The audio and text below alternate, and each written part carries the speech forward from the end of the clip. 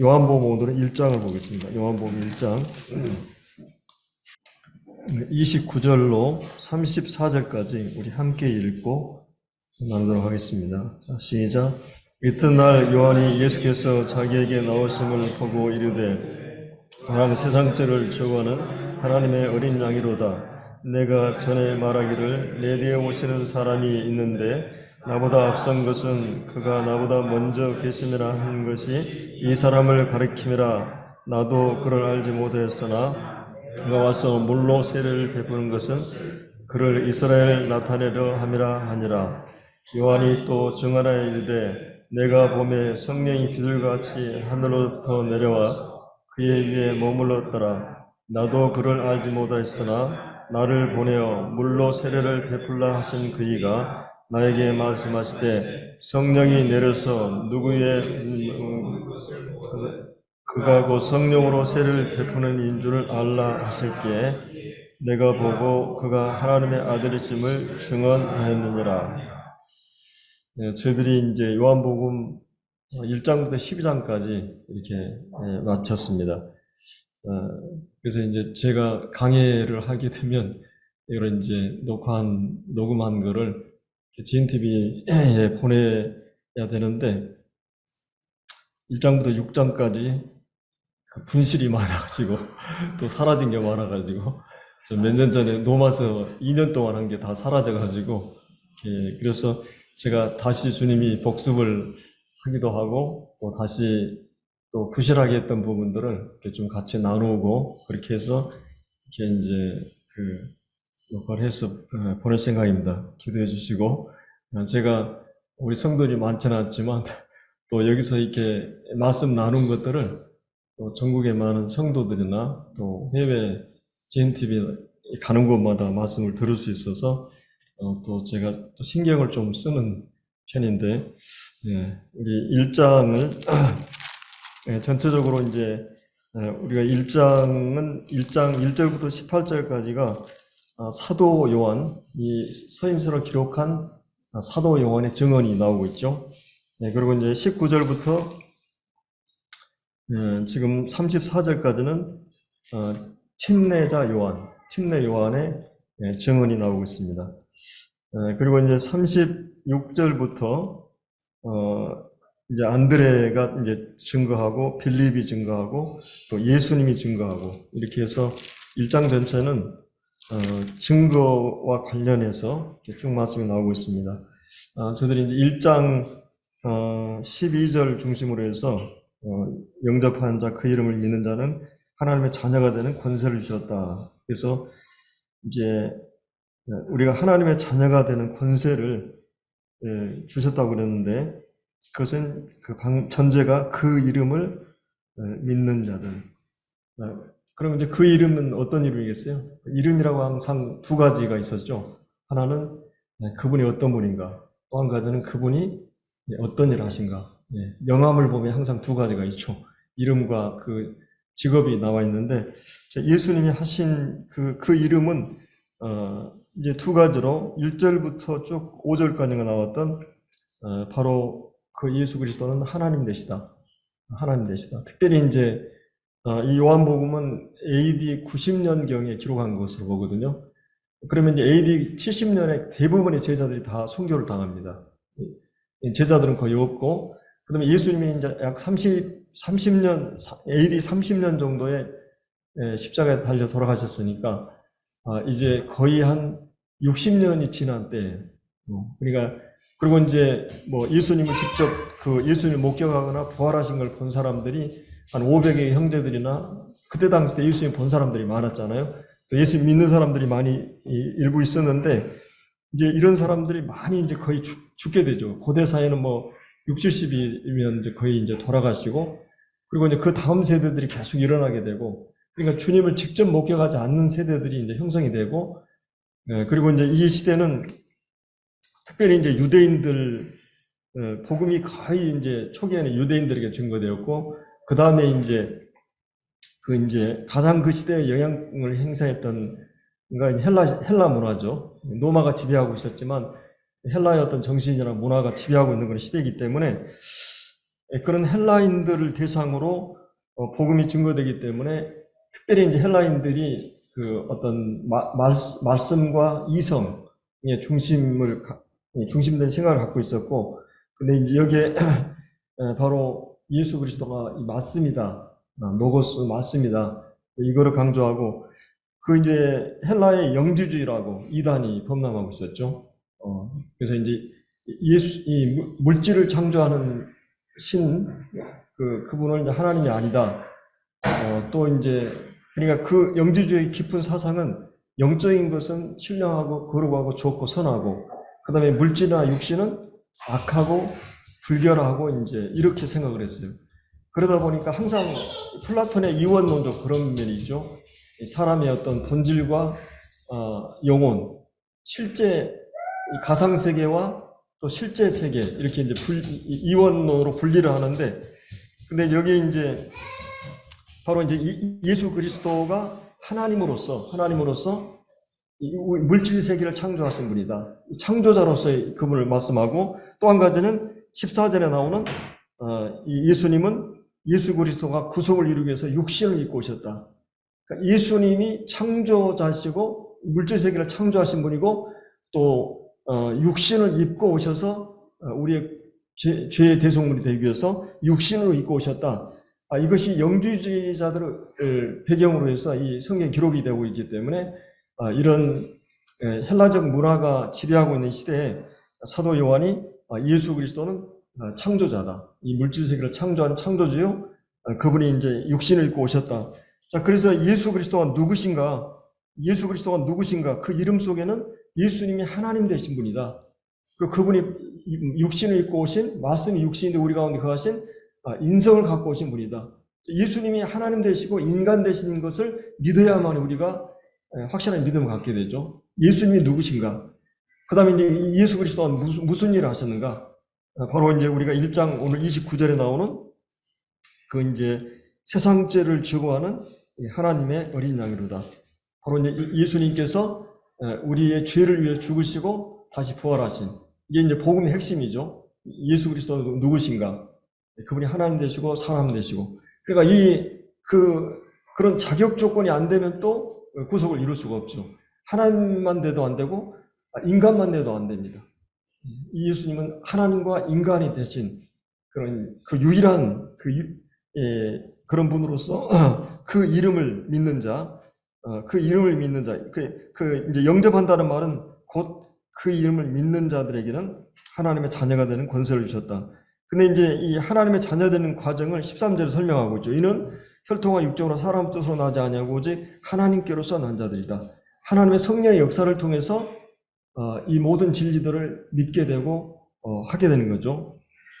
그래서 이제 이런 그 부분에 대해서 우리가 이제 함께 살펴보았고, 그 다음에 이제 19절부터 우리가 28절에 말씀에는 뭐 간략하게 보면은 이제 유대인들이 나옵니다. 19절에 보면 여러분 이제 공간 복음에서 유대인들이란 말이 뭐 5번, 10번 뭐 이렇게밖에 안 나와요. 마테마가 누가 보면은. 근데 이 요한 복음에는 거의 한 70회가 나옵니다. 유대인들이란 말이. 그래서 이제 우리가 1장부터 12장까지 쭉 봤지만은 그 유대인들이 예수님을 믿지 않고 거부하는 이런 것들을 쭉 봤죠.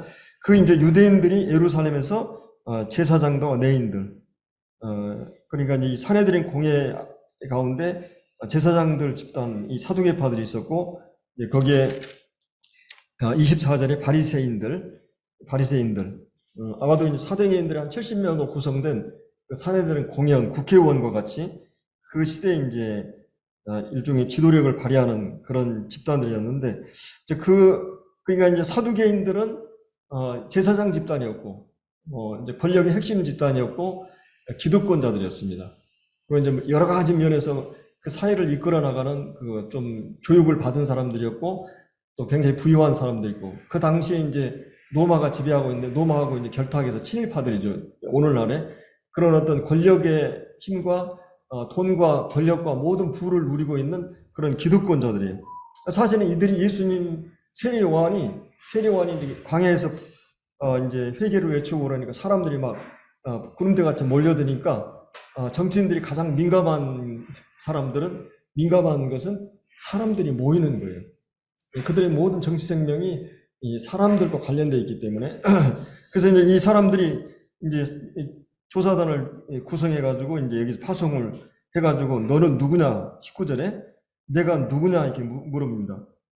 두 가지 질문을 하게 되죠. 한 가지는 이제 네가 누구냐라는 질문하고 이제 25절에 보면 네가 이제 엘리야도 아니고 선자도 아닌데 어찌 이제 세례를 주느냐, 세를 베푸느냐 이 두 가지 질문이 이제 이 본문에 이제 나오게 되고 여기에 대한 이제 세례 요한의 그 단호한 답변이 나오죠. 나는 아니다. 이게 이제 세례 요한이 이제 우리가 1장 세례 요한에 대해서 1장 6절부터 나오죠. 6절 잠깐 보죠. 1장 6절 자, 하나님께로서 보내심을 받은 사람이 있으니 그 이름은 요한이라. 그가 증언하러 왔으니 곧 빛에 대해 증언하고 그 모든 사람은 자유로 말미암아 믿게 하려 함이라. 자, 하나님께로부터 보냄을 받았다. 이제 이 하나님의 전도자, 설교자 또 선교사는 하나님께로부터 보냄 받았다. 그래서 이제 우리가 영적인 어떤 리더를 생각할 때 이 교회 안에서도 어떤 과대평가하는 것도 조심해야 되고 또 과소평가하는 것도 조심해야 되죠. 그 권위라고 하는 것은 누가 세웠어요? 하나님께로부터 보내심을 받았다. 그러면서도 또 이제 많은 연약하게 쌓여있는 그런 사람이다. 그 사람이. 그래서 이제 항상 우리는 어떤 그 인도자를 신격화하고 우상하고 또 영호하고 이런 거를 경계해야 됩니다. 과대평가하는 것. 원래 많은 그런 캐토릭이나 이제 목사 제도나 이런 걸 통해서 사람들 과대평가하는 그러면서 이제 과소평가하지 말라는 것은 이제 하나님이 세우셨기 때문에 또 과대평가하지 말아야 될 것은 여전히 인간적인 많은 실수와 연약을 갖고 있고 또 모든 걸 잘할 수 있는 것이 아니기 때문에 이런 자 그러면서 이제 그 증거자의 사명이나 내용이 뭐냐 7절에 나오는 빛에 대하여 증언하기 위해서 바로 그런 이제 예수 그리스도를 증거하기 위해서 그리고 이제 그 목적은 모든 사람으로 자기로 말미암아 믿게 하기 위해서 그래서 여기에 이제 19절부터 28절은 이제 하나님께로 보냄 받은 사람이고 심부름꾼이고 자기는 그리스도가 아니라고 하는 걸 얘기하고 있죠. 그 다음에 이제 29절부터 35절 4절까지는 빛에 대하여 증거한다는 말을 하고 있죠.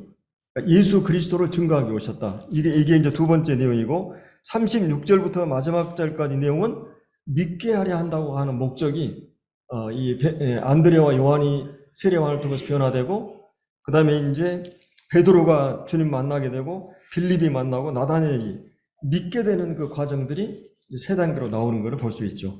그래서 이제 오늘 저희들이 29절부터 이제 42절 부분에서 침례 요한과 안드레의 증거 이 두 분의 증거에 대해 잠깐 살펴보도록 하겠습니다. 근데 모든 그리스도인들은 이제 예수 그리스도를 어떻게 증거할 건가, 또 우리는 왜 증거해야 되는가, 이게 이제 사도 세례 요한의 증거를 통해서 우리가 이렇게 배우는 시간을 갖겠습니다.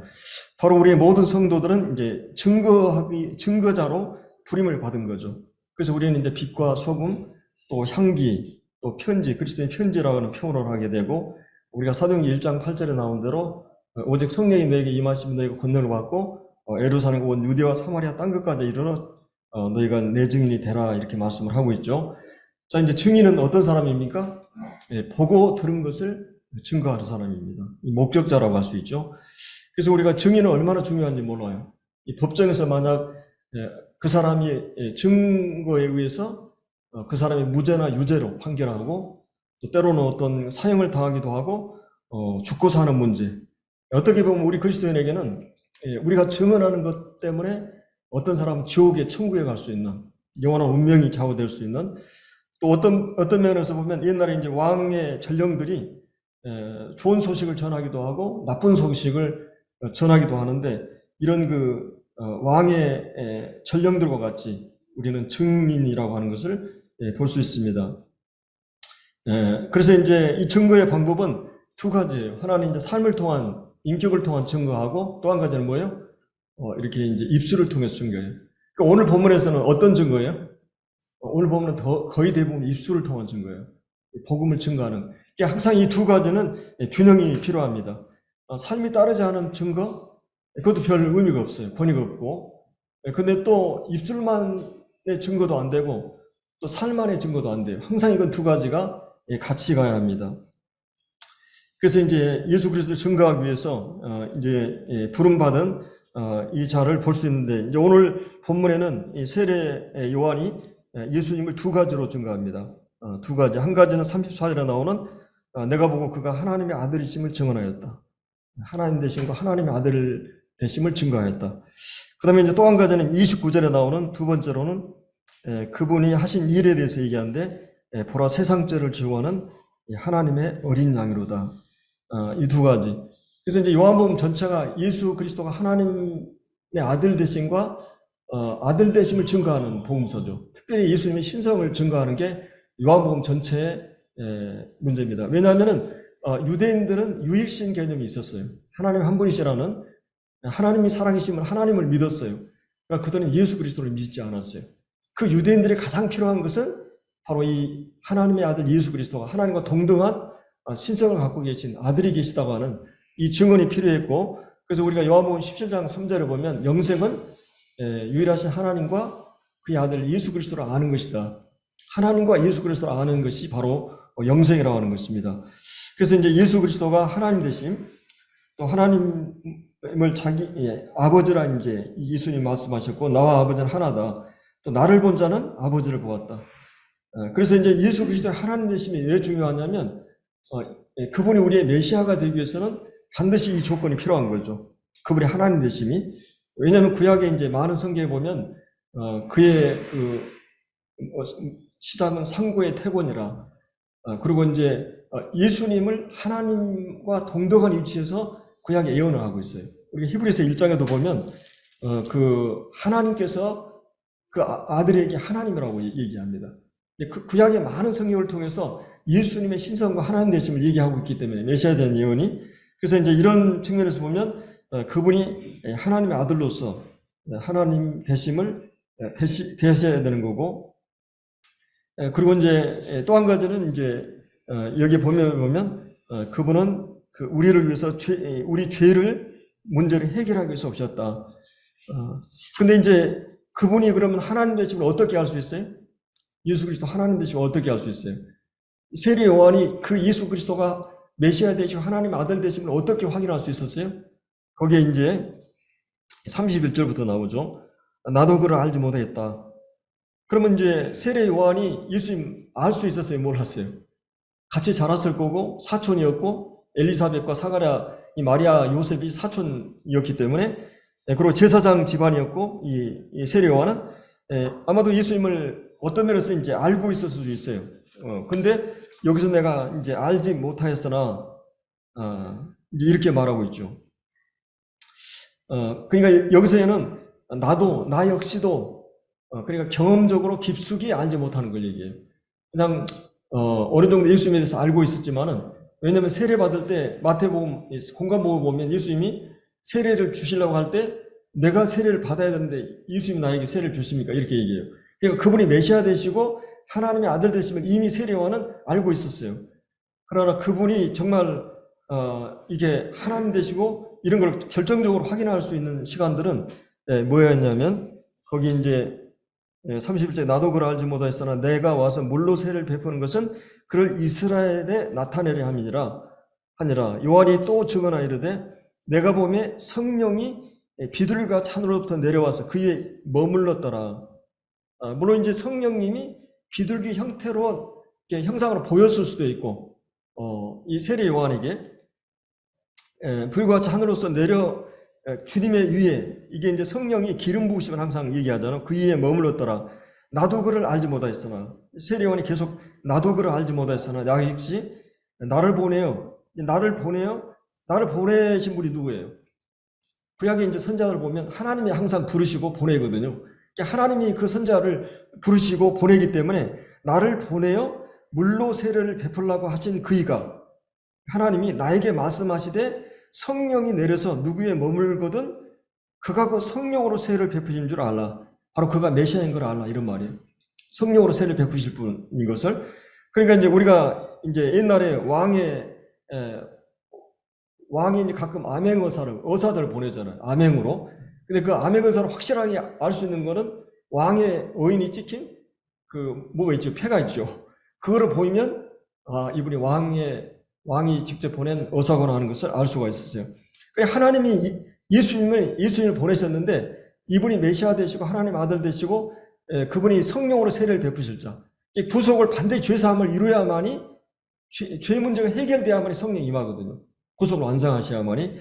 근데 이제 이런 부분을 생각할 때, 하나님께서 그 주님 세례 요한에게 세례를 베풀 때 성령이 누구에게 머물고 보거든 그가 바로 메시아 되시고 하나님 보내신 자인 것을 알라고 이렇게 말하고 있죠. 그래서 이제 34절에 내가 보고 그가 하나님의 아들 되심을 증거했다. 이렇게 여기서 이제 말씀을 해주고 있습니다. 그래서 이제 무엇보다 이제 그분이 우리의 메시아 되기 위해서는 반드시 뭐예요? 그분이 하나님의 아들 되셔야 되고 그분이 하나님 되셔야 돼요. 반드시 그 조건이 있어야 돼요. 그리고 또 한 가지는 그분이 육신을 입고 인간의 몸을 입고 우리 가운데 오셔야 됩니다. 이 두 가지. 그리고 이제 예수님은 아담의 씨를 받지 않는 성령으로 잉태하고 천의 몸에 잉태하고 하나님의 성령으로 잉태하게 한 그런 분이어야 되는데 바로 이제 그런 분으로서 이제 오셔서 그분이 하나님 되심을 이미 이제 세례 요한도 이제 1장 27절에 그런 말을 했죠. 내 뒤에 오시느니 내 뒤에 오시는 것은 이제 육신적으로 이제 예수님 6개월 뒤에 태어났죠. 나는 그의 뭐라 그랬어요? 신발끈을 풀고도 감당하지 못한다. 팔레스틴 지역은 이제 고온 다습해가지고 이렇게 굉장히 덥기 때문에 반드시 손님이 오게 되면 이게 발을 씻는 일이나 손님의 이제 신발끈을 풀어주는 가장 비천하고 낮은 종이 있었어요. 근데 그 세례 요한이 예수님을 알았기 때문에 예수님이 어떤 분을 알았기 때문에 뭐라 그랬어요? 나는 그 신발끈 풀기도 감당할 수 없는 그런 분이다. 어마어마하게 크신 놀라운 그런 분이라고 하는 것을 얘기하고 그 30절에도 내가 전에 말하기를 내 뒤에 오시는 사람이 있는데 나보다 앞선 것은 그러니까 육신적으로 뒤로 나보다 늦게 났지만 그분의 존재 선재하심이죠. 앞선 것은 그가 나보다 먼저 계시면한 것은 이 사람을 가리킵니다. 그래서 이제 이 세례 요한이 바로 이 예수님이 나보다 먼저 계신 시간을 초월하고 영원하신 분이고 1장에서도 그런 말씀이 있었죠. 그분이 창조자이고 생명과 빛이 되신다고 이렇게 말씀을 해주고 있습니다. 그래서 이제 여기서 이제 크게 이제 예수님이 하나님 되신 분이다. 그리고 그분이 우리를 위해서 거기 이제 많은 사람들 앞에 이튿날 요한이 예수께서 자기에게 오심을 보고 보라 세상 죄를 지어하는 하나님의 어린 양이다. 이렇게 말씀을 하고 있습니다. 그래서 이제 여기에 예수님을 이제 하나님의 어린 양이라고 이렇게 말하고 있어요. 그러니까 메시아 그러면 구약에 기름 부은 사람이 세 종류 있었죠. 누구죠? 왕이 있었고, 선지자가 있었고, 제사장이 있었어요. 근데 일반적으로 이제 대부분의 바리새인들은 예수님이 훌륭한 선지자로서 말씀을 가르치고, 그다음에 그분이 이제 이스라엘의 속박에서 우리를 구원해 주실 어떤 그 로마의 속박에서 우리를 구원해 주실 다윗과 같은 왕으로서의 메시아를 기다리고 있었어요. 그런데 우리 인간의 가장 먼저 필요한 게 뭐냐면 바로 그분이 제사장으로서 자신의 제물이 되시고 자신의 몸을 내어주셔서 인간의 영혼의 문제, 죄의 문제를 해결하기 전까지는 그분이 우리의 왕 되심이나 그분이 우리에게 선자로서 말씀을 주시는 분으로서의 안 되기 때문에 이제 그가 만나자마자 바로 하나님의 어린 양이다. 그러니까 이제 이 유대인들에게는 여러분들의 예를 들어서 어린 양이다 이런 양 얘기하면 잘 얼른 익숙하지 않죠. 여러분들 송편 그러면 우리 문화는 복주머니 그러면 금방 알아요. 그 문화에 젖어 있기 때문에. 근데 유대인들에게는 어린 양 그러면 금방 알아요. 이 양이 어떤 개념을 갖고 있는가? 바로 이제 이 메시아가 이 아벨이 이 어린 양의 희생을 통해 제물의 희생을 통해서 하나님 앞에 나아갈 수 있었고, 이 아브라함도 그 이제 이삭과 함께 모리아산으로 올라갈 때 아버지 불과 나무는 있거니와 어린 양은 어디 있습니까? 이렇게 묻잖아요. 그때 아브라함이 아들아 번제할 어린 양은 하나님이 자기를 위해서 친히 준비하신다. 그래서 이제 하나님이 준비하신 어린 양을 통해서 이제 이삭을 대신해서 희생제물을 드리게 되죠. 모리아산에서.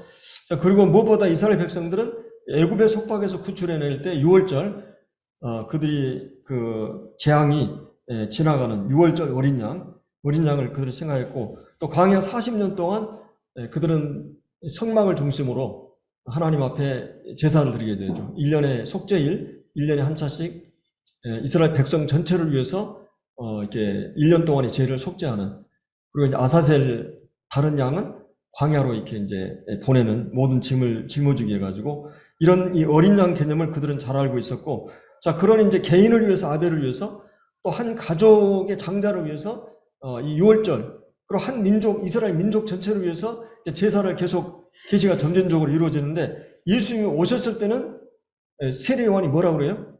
보라, 세상 죄를 지워하는, 온 인류의 죄를 지워하는 하나님의 어린 양이라고 이렇게 말하고 있어요.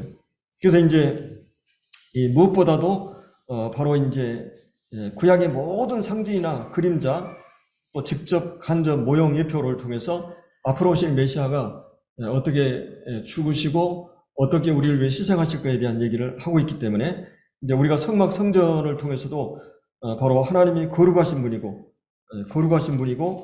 내가 거룩하니 주님이 너희도 거룩하라. 그러면서 이제 너희가 알거니와 너희 조상이 물려준 헛된 행실에서 대속함을 받은 것은 은혜라 금같이 없을 것으로 한 것이 아니오 오직 흠없고 점없는 어린 양 같은 그리스도의 보혈은 필요된 것이다. 예수 그리스도의 보혈로 우리가 구원받게 되는 것을 말하고 있어요. 이런 말씀들은 히브리서 9장과 10장에서 예수님의 그 속죄 사역에 대해서 한 제물로서 우리를 어떻게 그 염소와 송아지가 필요하냐고 자기 피로 영원한 속죄를 이루신 걸 쭉 말씀해 주고 있습니다. 그래서 이제 이런 흠없는 어린 양, 점도 흠도 없는 어린 양, 그 어린 양이 희생을 통해서 죄사함이 이루어지고, 피 흘림이 없은즉 죄사함이 없다. 모든 사람이 죄를 범했음에 하나님 영광에 이르지 못하고 죄의 삭은 사망이고, 그래서 이제 반드시 죄의 삭시 피 흘림을 통해서, 죽음을 통해서 하면 죄의 값이 지불되기 때문에, 그래서 이제 예수님께서 바로 친히 그 어린 양이 되셔서 흠없는 자기를 드려 구속을 완성하신 일들을 우리에게 보여주고 있죠. 그래서 이제 오늘 이 본문에서 바로 이 메시아가 이 하나님의 어린 양으로서 인류의 모든 죄를 대속하기 위해서 오신 분이다. 그 목적을 위해서 그분이 오셨다. 예수 그리스도의 누구신가? 그래서 강렬하게 감격과 감탄을 하면서 보라 이렇게 말하고 있어요. 보라. 모든 인류에게 도전하는 말이에요. 보라.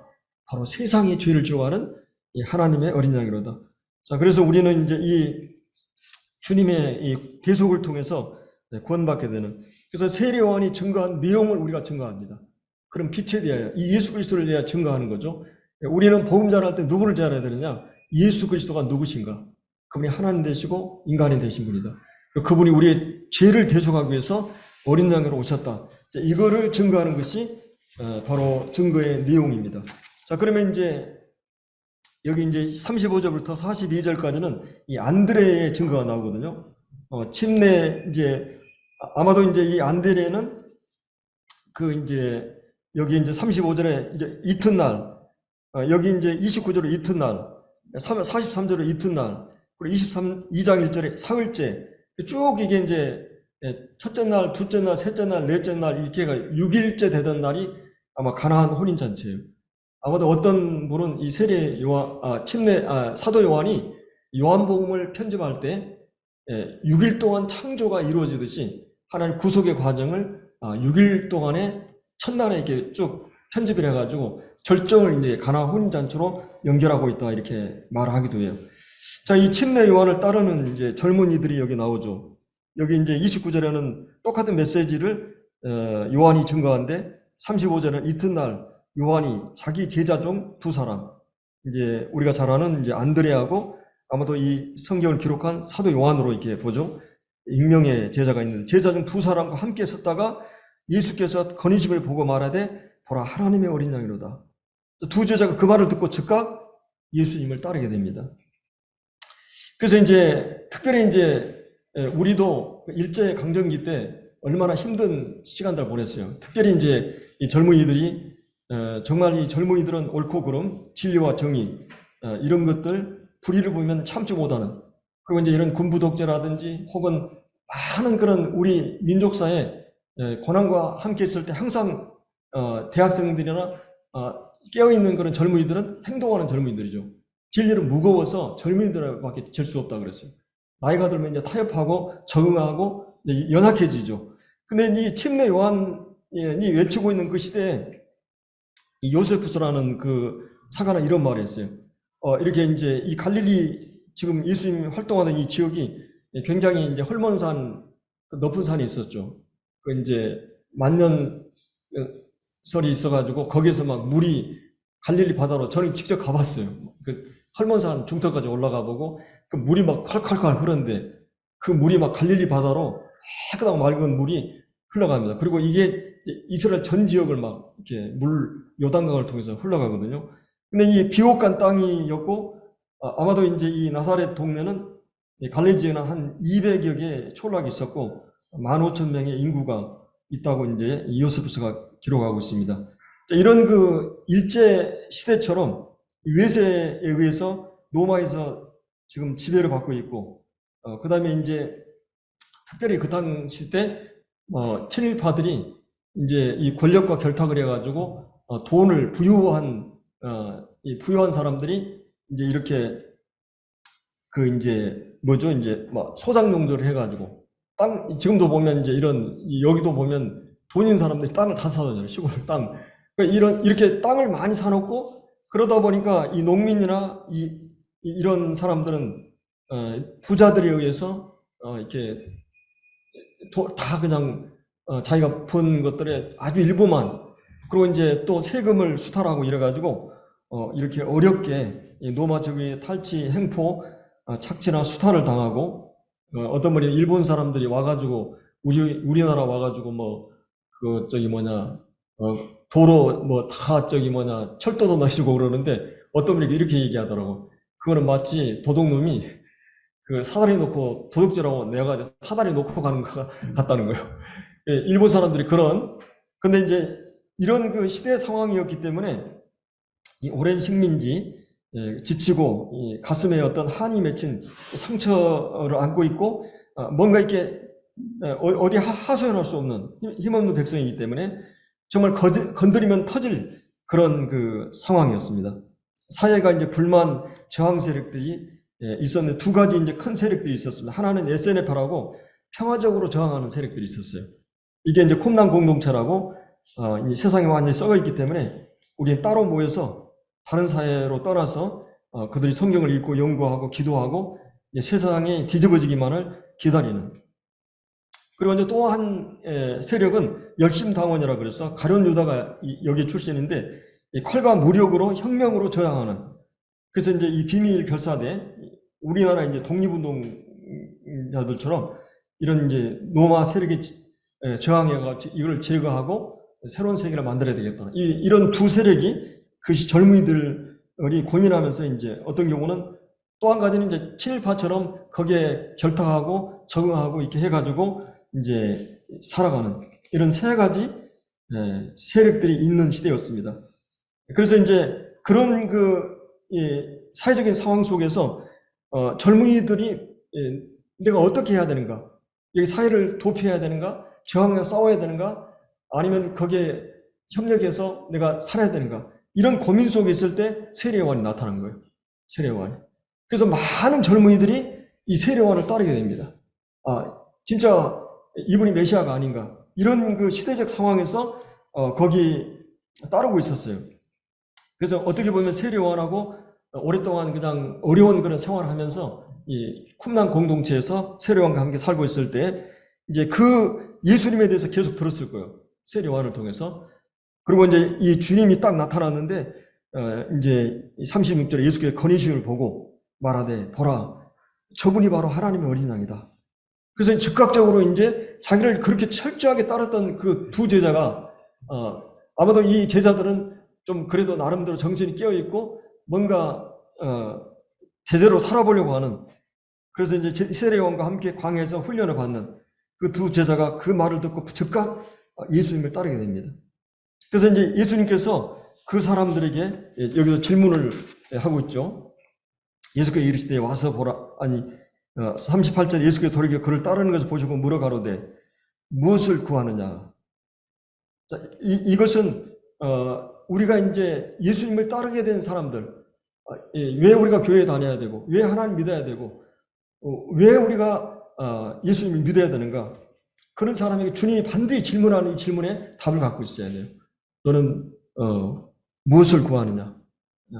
무엇을 너는 구하고 있느냐? 물론 어떤 사람은 정치적인 이런 속박에서 우리를 구해줄 그런 정치적인 메시아를 기다리는 사람도 있을 거고, 경제적으로 너무나 긴박하기 때문에 이 요한복음 6장에 보면 바로 이 오병이 기적을 할 때 이분은 임금 삼아야 된다.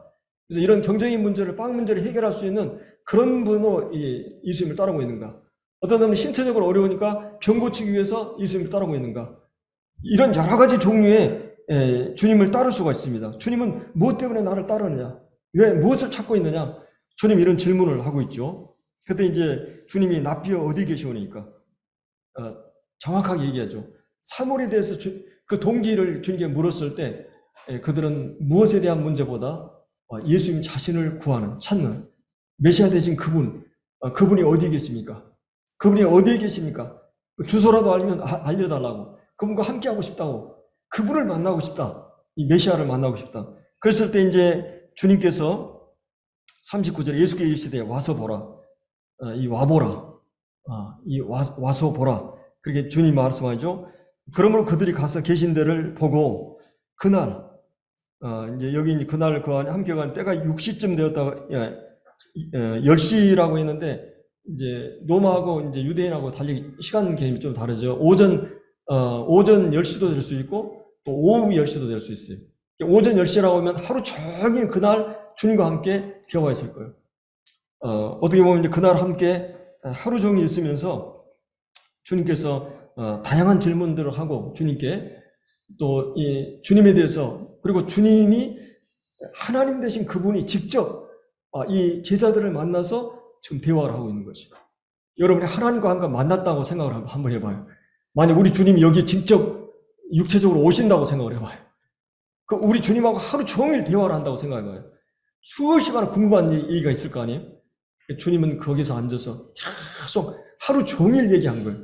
아니면 오후 10시라고 한다면 하루 밤새 그렇게 이제 종일 주님과 더불어 이제 얘기를 하고 있는 것입니다. 우리가 이제 건강을 유지하는 비결은 뭐예요? 내가 이제 배가 고프면 갈증이 일어나고 또 배고픔이 일어나고 그래서 이제 의유 줄이고 목마르게 되면 배부르게 되는 것처럼 영적인 건강 비결도 마찬가지죠. 내가 이제 계속 말씀을 보고 계속 기도를 하고 이런 생활을 하지 않으면 계속 내가 사모함이 있고 갈망이 있고 공허함이 있고 그래도 계속 먹어줘야만이 이 건강을 유지하듯이 이제 이런 그들은 하루 종일 주님과 더불어 교제하는 영적인 교제 또 주님의 임재를 기억하는 그런 시간들을 갖게 됩니다.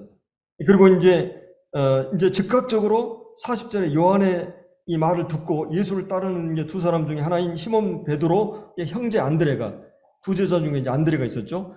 그가 먼저 자기 형제 시몬을 찾아가 말하되 우리가 메시아를 만났다. 참 놀라운 거죠. 우리가 전도라고 하는 것은 예수님을 만난 사람만이 변화된 사람만이 전도할 수 있어요. 내가 예수님 만나지 않으면 예수님 누구라고 말할 수 없어요. 직접 예수님을 만났어요. 자, 우리가 예수님을 만났다. 그러니까 한마디에 전도예요. 그리고 가장 가까운 사람에게 가서 먼저 전도했어요. 내가 사랑하는 사람이 있게 되면 전도를 하지 말라고도 해요. 지옥의 현실이 있고 그리고 이제 천국의 영광이 있기 때문에 우리는 그 진리들을 알고 있는 거기 때문에 우리는 그 안타까움을 가지고 가족을 위해서 기도하게 되고 그들에게 먼저 가서 이제 만나서 얘기를 하게 됩니다. 그래서 이제 이 42절에 데리고 예수께 오니 가끔 우리가 전도하다 내가 내용이 빈약하거나 경험이 부족하면 이제 어떤 사역자 형님이나 전도 잘하는 은사 있는 형제들한테 이제 데리고 가는 경우가 있죠. 인도하는. 그래서 이제 데리고 예수께 오니 예수께 보시기를 이르시되 내가 요한의 아들 시몬이니 장차 게바라 하리라 하시니 게바는 번역하면 베드로라. 구원받자마자 이름을 바꿔줍니다. 가끔 이렇게 캐토릭에서도 이름 바꾸죠. 근데 사울도 이제 바울로 바뀌고 아브라함도 아브라함도 아브라함으로 바뀌고 사라도 이렇게 바뀌고 다 그러니까 예수님 믿게 되면 이름을 바뀐다는 것은 신분이 바뀌는 거예요. 우리는 신분을 바꿔놓고 의인이라고 칭해놓고 의인을 만들어갔습니다. 이 성화를. 그래서 우리가 이제 신분이 누구냐? 우리는 여기서 이제 얘기하고 있어요. 그래서 원래 이제 시몬이란 말은 그 이제 굉장히 불안정하고 갈대와 같이 이렇게 이제 연약하고 흔들리고 늘 이런 그 이름이에요. 이런 개념이. 근데 여기서 이제 개발하는 말은 원래 페트로스, 베드로라는 말은 이게 움직이지 않는 요지부동한 안정한 그런 사람으로 바뀐다는 것이죠. 얼마나 이 사람이 열정적이고 충동적이고 막 이렇게 과격하고 막 이런 그런 열렬한 스타일이잖아요. 근데 이분이 베드로 후서를 보면 얼마나 훌륭한 인격으로 변해 있어요. 우리 주님을 닮아가지고 그 인생의 후반기에. 그래서 이제 이런 주님께서 이제 이렇게 하는데 그리고 이제 이 안드레의 전도가 안드레는 항상 보면 오병이어 기적 때도 소년을 소개하고 또 이제 헬라인도 우리 12장에 보면 소개하고 큰 일을 하지 않아요. 작은 이런 일을 하는데 그 한 달란트 그 작은 이걸 가지고 정말 베드로가 한번 전도해가지고 어떻게 돼요? 3,000명이 돌아오고 수없이 많은 사람들이 돌아오는 일을 하는 걸 볼 수 있습니다. 그래서 이제 무엇이 안드레라고 이렇게 전도하겠는가? 그래서 예수님을 확실히 만났기 때문이에요. 예수님을 확실히 만난 사람은 예수님을 증거하게 됐어요. 우리가 메시아를 만난다. 간증전도죠. 구원받은 것을 가지고 전도하는 거예요. 두 번째는 전도의 동력이 뭐냐면 이 많은 방법과 기술, 요령 이런 것보다도 예수님과 함께하는 시간을 많이 갖는 사람이 전도하게 됩니다. 정말 주님과 교제하는 시간이 많이 있는 사람, 교회적으로나 개인적으로 주님과 함께하는, 주님과 하루 종일 영적으로 충만해 있고 말씀과 기도로 충만해 있기 때문에 불이 붙어 있었어요. 그러니까 즉각적으로 그냥 행동이 나가는 거예요. 자기 형 쫓아가잖아요. 전도하잖아요. 사마리 여인도 예수님 누군가 딱 알고 어떻게 됐어요? 물동에 그냥 버려두고 마을로 가서 전도하잖아요. 예수님과 함께하는. 그리고 예수께 이제 데리고 오는. 그리고 이 안드레에게 가장 큰 상급, 거물을 낚은 거예요. 베드로. 무디를 빌리, 스펄존 이런 사람들을 별 볼 일 없는 사람들이 전도해가지고 그냥 어떤 아줌마가 어떤 평범한 성도가 전도했는데 인도했는데 이분이 그렇게 하나님 앞에 한 시대를 막 움직이고 전도자로 사용되는 그리고 이제 가정에서부터 전도, 가까운 곳에서부터 전도, 이런 관계 전도, 가족 전도, 간증 전도, 그리고 이제 와보라 전도. 예수님 한번 와서 봐라. 우리 교회도 이제 정말 가족적인 사랑이 있고 따뜻한 이 교회가 되면 아마 물론 이제 교회로 인도하는 거 아니에요. 이게 이제 정교죠. 전도가 아니라 예수님께 우리는 인도해야 돼요.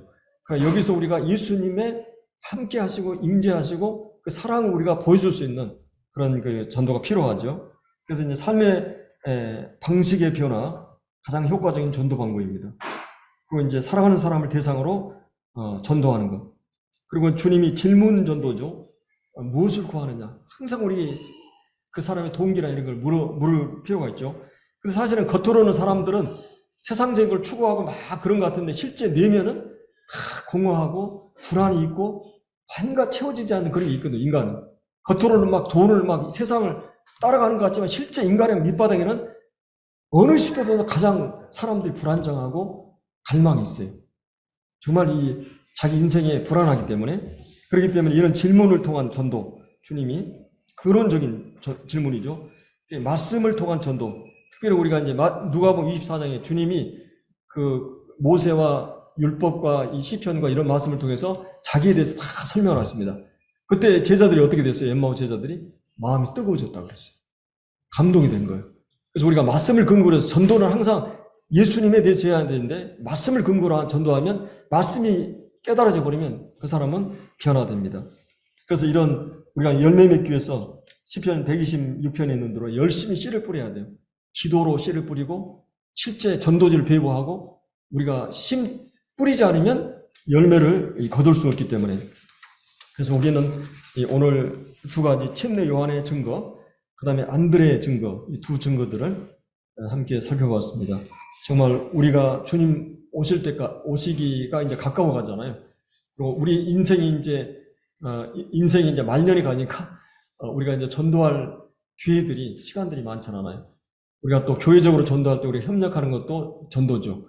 그래서 우리가 이 복음을 위해서 정말 함께 협력하고 또 우리가 주님이 가장 원하시는 영원 구령을 위해서 우리가 이 시대 또 이 지역에 우리들을 세우신 겁니다. 또 내가 선 자리, 내 가족, 내 이웃들, 또 내 친척이나 또 내 직장에, 내 주변에 있는 많은 믿지 않은 여러분을 가로등으로 세운 거는 그 어두운 속에 내가 내 존재로서 삶으로서 주님을 증거하기 위해서 하나님 부르신 거죠. 그래서 여러분들이 여러분의 삶의 자리에서 주님의 빛을 발하는 아름다운 삶을 사시 바랍니다. 기도하고 마치죠.